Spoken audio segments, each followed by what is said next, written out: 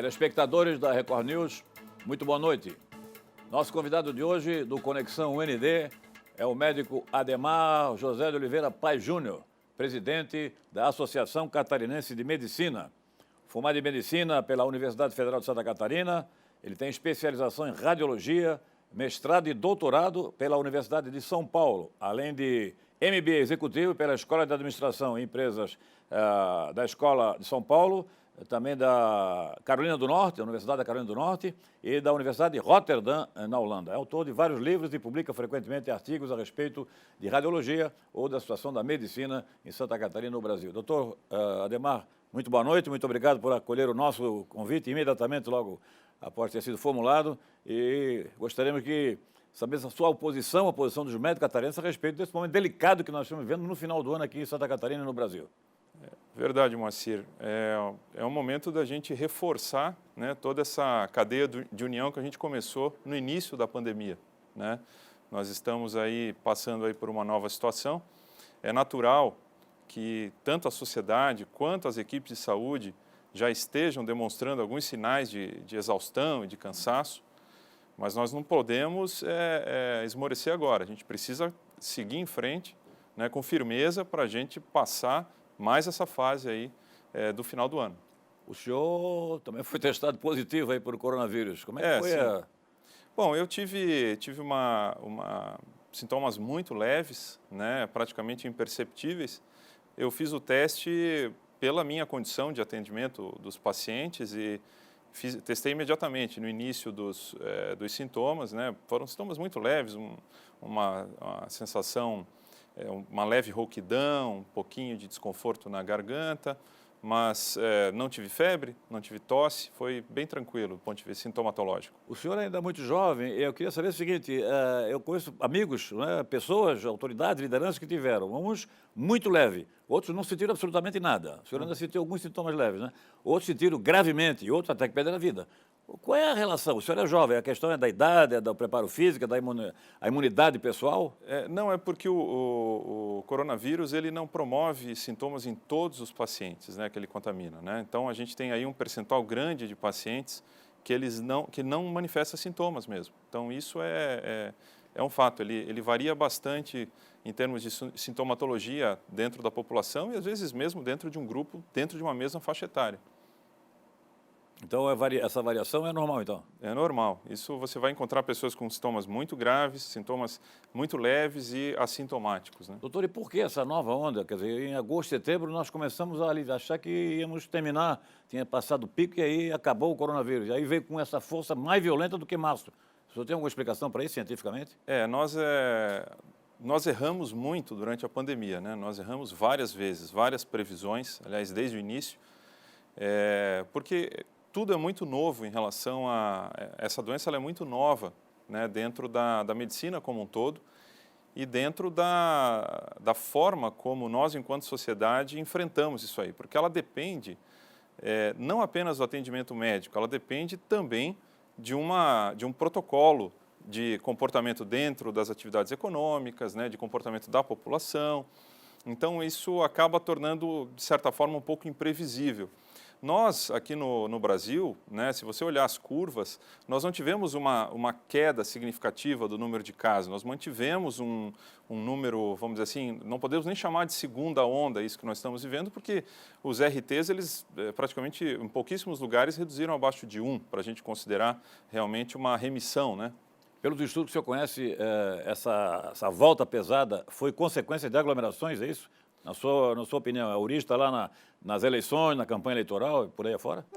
Na região aqui de Santa Catarina, né, além disso, a gente ainda recebe, a gente teve alguns feriados que a gente teve aí, períodos de aglomeração, existe um fluxo de pessoas, né, para a região do litoral, às vezes para a região da Serra e tal. A gente recebe muitas pessoas de fora também aqui em Santa Catarina, isso requer assim, um cuidado extra, né, com as pessoas, e agora está vindo o período, né, de férias, que a gente costuma receber muita gente, especialmente depois do Natal, né, que é um período de atenção. Mas a transmissão ela é de pessoa para pessoa, através de gotículas, através do contato da mão contaminada, passando de uma pessoa para outra. Infelizmente, a gente percebe que depois de determinado tempo, há uma tendência ao relaxamento, há uma tendência a você, especialmente ali depois daquele período, que a gente teve um período muito crítico no inverno, né, que a gente teve ali, somado com as síndromes respiratórias agudas graves, que já era o pico esperado para o estado, para a região sul aqui, né? Nós tivemos aí aquele grande pico, aí a gente achou que havia ali no mês de agosto, final de agosto, setembro, dado uma melhora, mas aí a gente teve já alguns feriados, houve aglomeração, sem dúvida, isso contribuiu, mas a gente tem visto um número sustentado de casos que a gente não consegue baixar, né? Na sua opinião, o lockdown de março foi decretado, na época era essa a justificativa, para que houvesse medidas preventivas em relação à assistência médica hospitalar, sobretudo a instalação de hospitais de campanha. Isso não aconteceu, doutor. Tentaram, né, mas por irregularidades não aconteceu. Não houve falha governamental durante 9 meses, tivemos 9 meses para o hospital de campanha, para preparar profissionais da saúde para atender os novos leitos de Covid-19. Não houve realmente uma falha grave aí? Olha, na verdade existem muitas formas de você ampliar o número de leitos, né? Não apenas através de hospitais de campanha, né? Você não pode apenas, quando a pandemia deu sinais que estava vindo para cá, nós rapidamente criamos uma força-tarefa. Nós sabíamos o que era necessário, né? Existem alguns aspectos que eles são fundamentais.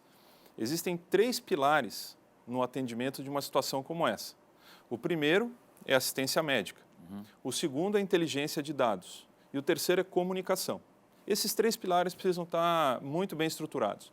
No pilar de assistência médica, nós sabíamos que precisávamos ampliar o número de leitos, precisávamos de mais respiradores e equipamentos para esses leitos, precisávamos treinar equipes para esses equipamentos, e nós precisávamos também de EPIs, testes diagnósticos, precisávamos criar uma organização para exames radiológicos, né? A gente precisava de tomografia, radiografia de tórax, estrutura laboratorial, porque exames de laboratório também são necessários, e também todas as medicações necessárias para os pacientes de UTI, né?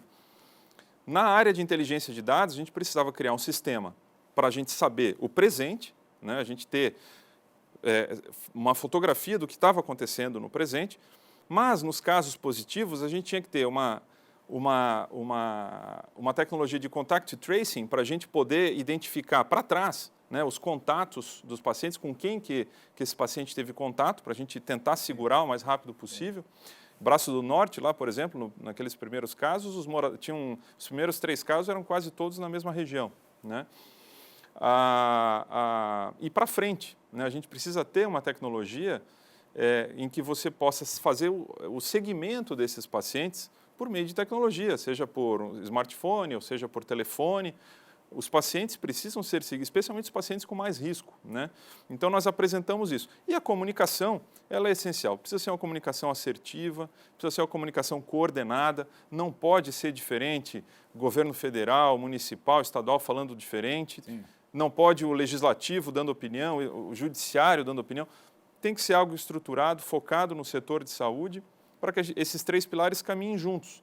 Também não adianta eles estarem descoordenados. Não adianta você ter uma comunicação maravilhosa e não ter assistência médica, ou não ter inteligência de dados, ou você ter uma superestrutura de inteligência de dados e você não ter os outros 2. Na minha avaliação, por sua exposição, os 3 pilares falharam, hein? Porque no início até a gente percebia que aqui em Florianópolis havia controle, esse controle de estatística, na verdade, sabia-se onde é que estava o foco. E aí, hoje está tudo desorganizado, ninguém sabe onde é que está o foco, na verdade.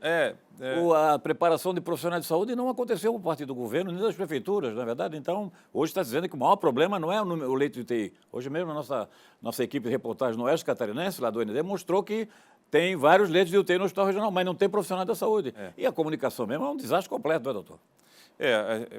A gente sempre pode fazer melhor, isso não há dúvida, né? Lá no início, nós criamos alguns, dentro, por exemplo, da área de respiradores. A gente sabia que algumas coisas precisavam ser feitas. Primeiro, a gente rapidamente diagnosticou que havia uma falta de respiradores no mercado. Então, nós fomos buscar onde que esses respiradores estavam, ajudamos o Estado com informações. Né? Eu, particularmente, tive contato diretamente com empresas na China, conversei com executivos na China a respeito para identificar fornecedores. Eles acabaram escolhendo outros fornecedores, mas essa era uma delas, aquisição direta. A segunda era manutenção dos respiradores que estavam parados. A gente identificou mais de 100 respiradores que estavam parados aguardando manutenção, que poderiam ser rapidamente reutilizados. Aí a CM juntou, fez uma força-tarefa com a Fiesc e acionamos o Instituto de Inovação do Senai, lá de Joinville, e a gente fez a manutenção de mais de 80 respiradores aqui e devolvemos para Santa Catarina, que foram entregues, inclusive, com o apoio do Aeroclube aqui de Santa Catarina, fazendo as entregas, né, para o mais rápido possível colocar esses respiradores em uso. Doutor, outra polêmica bastante grave que continua, inclusive, atualizada hoje, o tratamento prevenção e tratamento precoce. Eu queria ouvir a sua opinião a respeito disso, porque a questão acabou sendo politizada, ideologizada, com prejuízos para a maioria da população, especialmente para os que foram infectados. Né? Não, sem dúvida. Essa pandemia ela é uma pandemia extremamente nova para todos, né? Inclusive para os médicos, né? Só para você ter uma ideia, a gente fez um levantamento lá na CM até o mês de agosto, mais de 20 mil publicações científicas haviam sido realizadas por conta do Covid, né? Então, um médico, isoladamente, tem muita dificuldade para ele fazer essa curadoria, né, de todas essas informações. Então, ele conta com o apoio das sociedades, especialidades, né, que tem as sociedades internacionais, tem as sociedades brasileiras, né? Em um dado momento, algumas sociedades brasileiras se posicionaram contra, né, o tratamento precoce, né, como foi a Sociedade de Infectologia, como foi a Sociedade de Pneumologia, porque nós, Moacir, nós temos algumas fases dentro da doença. A gente tem uma fase inicial, que é uma fase de replicação viral, onde a gente tem os pródromos da doença, a fase bem inicial, que é onde os trabalhos científicos, são trabalhos observacionais, demonstram resultados positivos e resultados promissores. E nós temos as outras fases, né, os outros fenômenos que ocorrem nas outras fases, que é a preocupação maior dos pacientes que começam a agravar, né, que é o que a gente chama de tempestade de citocina, e eventos tromboembólicos, né, e eventos bacterianos, né? Então, o tratamento precoce ele é recomendado só na fase inicial, onde tem essa fase de replicação viral. Depois, aí anti-inflamatório, medicação para evitar esses eventos tromboembólicos e também os antibióticos para evitar os eventos bacterianos. Doutor, a propósito de prevenção e tratamento precoce, eu soube que o senhor tomou, no início, tomou azitromicina, não? Tomei. Quando eu tive os sintomas, eu rapidamente procurei um colega médico, né, porque nesses momentos o médico ele não pode se automedicar, né? Sim, claro. Ele precisa sempre buscar um colega para que conduza o caso de maneira independente. E o meu médico recomendou o tratamento precoce. O fato eu aceitei e tomei. Ter sido leve o sintoma pode ter sido consequência desse tratamento precoce, provavelmente? Olha, vários estudos observacionais demonstram que reduz bastante a progressão para as fases graves da doença, né? Então, ainda tem muito para ser publicado, né? Mas eu vejo que quando você começa a somar 50, 60, 70 trabalhos, aí você já começa a ter assim, uma linha acreditando mais nessa possibilidade. Eu torço muito para que isso seja comprovado de maneira definitiva, para a gente poder usar com mais tranquilidade, evitar qualquer tipo de discussão. Doutor Ademar, no final de semana viralizou na internet de uma maneira extraordinária. Eu recebi de inúmeras fontes de amigos e, enfim, leitores, internautas, o pronunciamento do seu colega lá dos Estados Unidos, especialista, né, em doença pulmonar e atendimento em UTI e tal, Dr. Pierre Corey, lá na Comissão de Segurança do Senado americano. Eu fiquei impressionado com o alerta que ele fez, a advertência, dizendo que ele está vendo gente morrer porque não está tendo atendimento, a prevenção e o tratamento precoce. E aí ele defendeu enfaticamente o uso da ivermectina. Sim. E aí, doutor?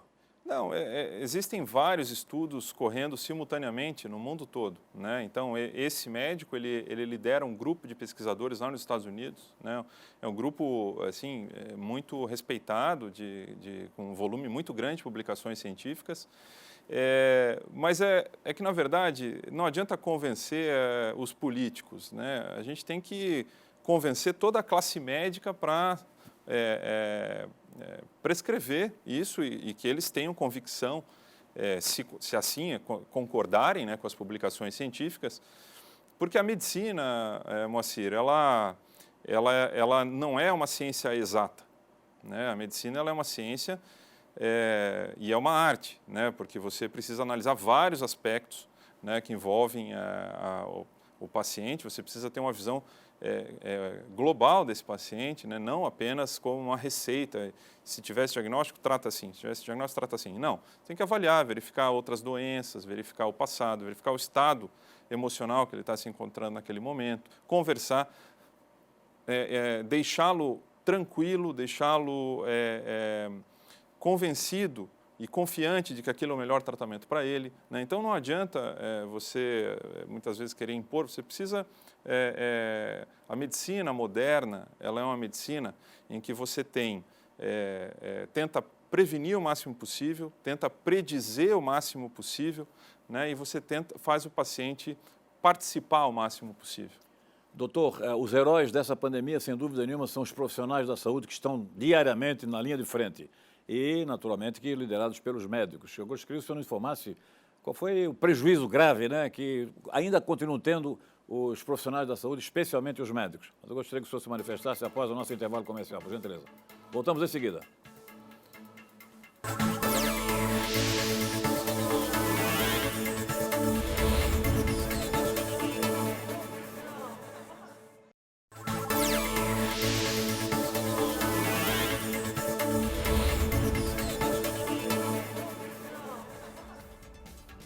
Voltamos com Conexão ND pela Record News.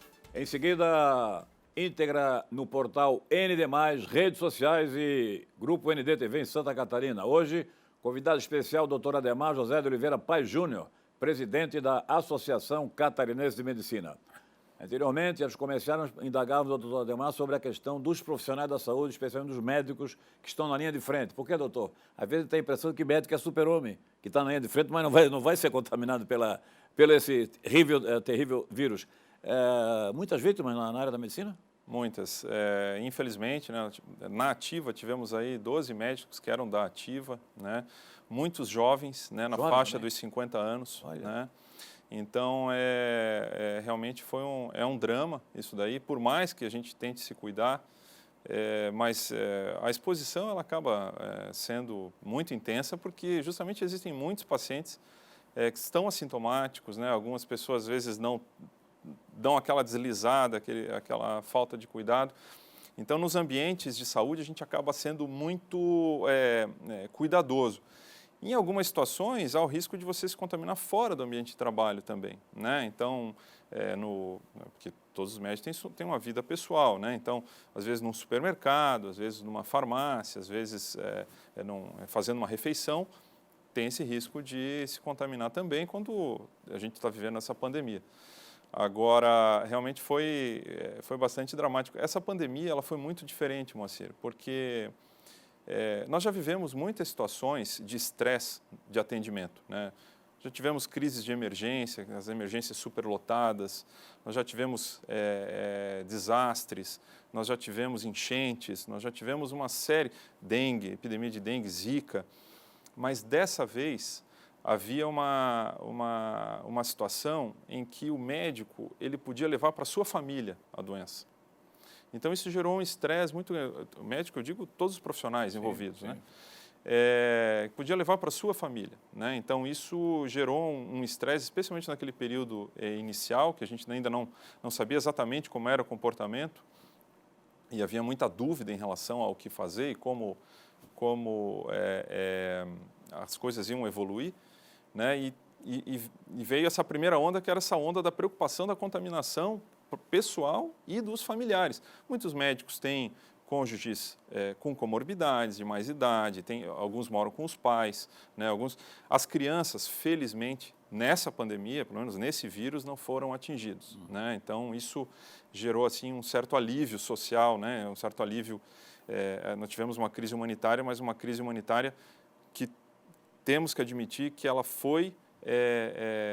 a gravidade foi reduzida pelas crianças terem sido poupadas, porque senão nós teríamos aí uma tragédia maior ainda. Mas aí tem uma outra tragédia, as crianças fora da escola. Sim, esse é um outro fator que nós na CM, desde o início, apoiados pela Sociedade Catarinense de Pediatria, apoiados pelo próprio Conselho Regional de Medicina. Com fundamentação científica, doutor, é isso? Exato, dentro do máximo de segurança possível para as crianças, para os professores, para os servidores que fazem todo o apoio, né, administrativo, de limpeza, etc.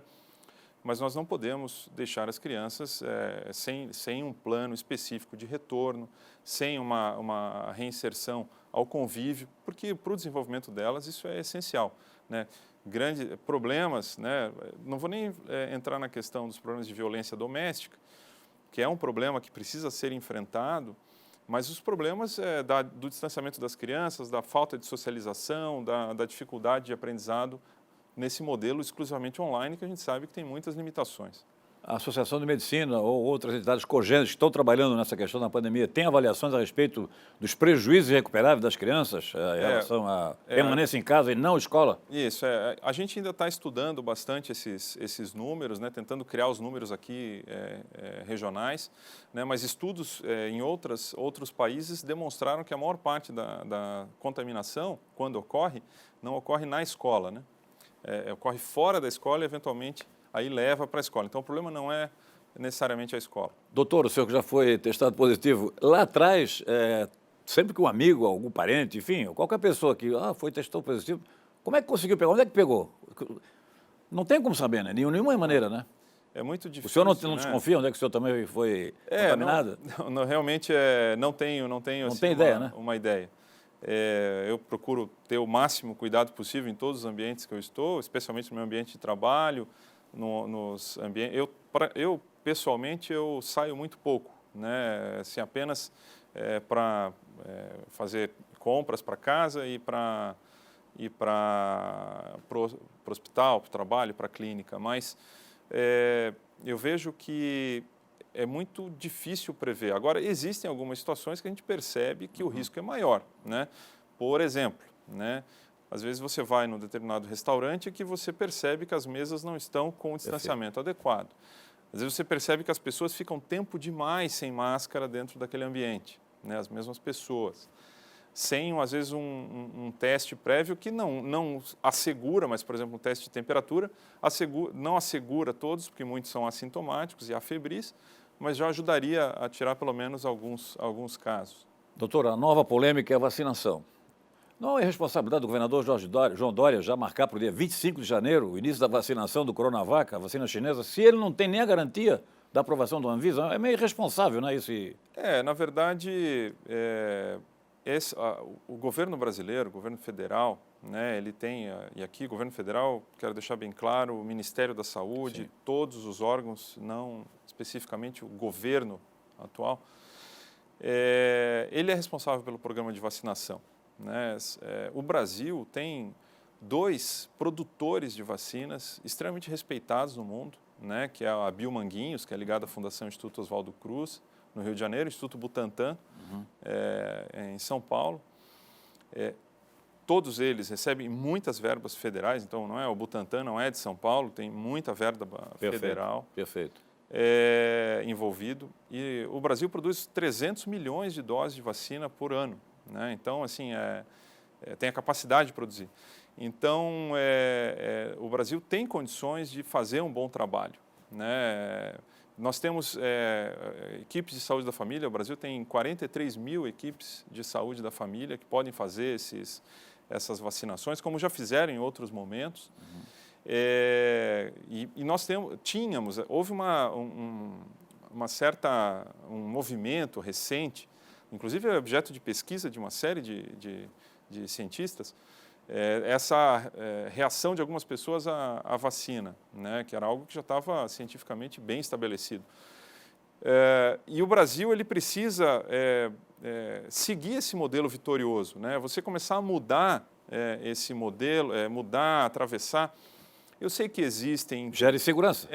Existem interesses, mas aí reforça aquilo que a gente falou do pilar da comunicação. Você passa uma comunicação errada. Eu entendo que possa haver uma certa ansiedade de você querer acelerar as coisas, né? Mas precisa combinar com todos, porque existem... não adianta você... Imagina uma cidade como São Paulo, que recebe gente do Brasil inteiro, né? Precisa ter aí um programa vacinal e precisa fazer em coordenação com os outros estados também, né? É o que parece que nessa disputa da vacinação, o que está em jogo é a eleição de 2022 no Brasil. Esse é o problema. E medicina, combina. geralmente, ela é atrapalhada pela política, né? Então, isso não é... Assim, o bom médico, Moacir, quando ele está diante de um paciente doente, a última coisa que ele pensa é em política, né? Então, a gente realmente fica bastante triste quando a gente começa a ver esse tipo de situação. Doutor Adhemar, a minha grande preocupação como cidadão, como jornalista é a seguinte: não temos um plano para a próxima temporada. E a principal recomendação até agora da medicina, dos profissionais da saúde, não aglomeração, não aglomeração. E aí, doutor Adhemar, não é um negócio perigoso, não, hein? O pilar da prevenção, né, dentro da comunicação você tem tem que ser muito assertivo em relação a como prevenir. E é simples, né? A prevenção é simples, né? É máscara, lavar as mãos ou usar álcool gel, né? E manter um distanciamento, né? Um metro. Esse é o conselho que o senhor ratifica aqui de maneira enfática, é isso aí, né? Sem dúvida. Isso não tem discussão. Isso tem que ser feito enquanto a gente não tiver vacina, tem que fazer para a gente não ter esse estresse em relação ao sistema. Portanto, diante da inexistência de um planejamento, de um programa que ninguém conhece até agora, nós estamos correndo risco aqui na Grande Florianópolis, agora com a chegada da temporada. Aqui em Florianópolis, em Camboriú, no sul do estado, na verdade, no Laguna. Sim, sem dúvida. E é importante também a gente ter assim, uma estratégia de comunicação com o visitante. De acordo. Por quê? Geralmente, quando você está num ambiente de férias, de descanso, você tende a relaxar um pouco mais. Exatamente. Né? Outro aspecto que é muito importante, Moacir, é em relação ao consumo de álcool, né? Quando há um consumo de álcool, geralmente se relaxa nesses cuidados, né? Então, também tem que ter assim... Também é natural, né? Isso então assim, a gente tinha aquela preocupação sempre em relação ao trânsito, né? Mas agora é ao trânsito e também aos cuidados com as medidas preventivas, né? Então, assim, enquanto a gente não tiver a vacina, a gente tem que seguir nesse modelo. Lembrar sempre, né? Procurar atendimento médico precocemente nos primeiros sintomas, né? Então, e daí? Vai depender, claro, do profissional que vai lhe atender, e você vai conversar, e se você concordar para fazer um tratamento que a gente chama, que é o tratamento off-label, que é esse tratamento que utiliza ou ivermectina ou hidroxicloroquina, o paciente assina um termo de concordância, né, um termo de consentimento informado, que nós chamamos, e daí recebe o tratamento se for na fase inicial. E daí nas fases subsequentes, né, daí a gente torce para que não precise de uma internação, porque a gente sabe que a gente está aí com a nossa capacidade aí, no limite, né? Doutor Adhemar José de Oliveira Paes Júnior, presidente da Associação Catarinense de Medicina. Muito obrigado por sua presença aqui no nosso Conexão ND. Um grande abraço e, quando tiver novidades, estamos aqui no Grupo ND à sua disposição e à disposição da ACM. Obrigado, Moacir. É um prazer estar aqui com vocês. Um abraço, muito boa noite a todos e até a próxima.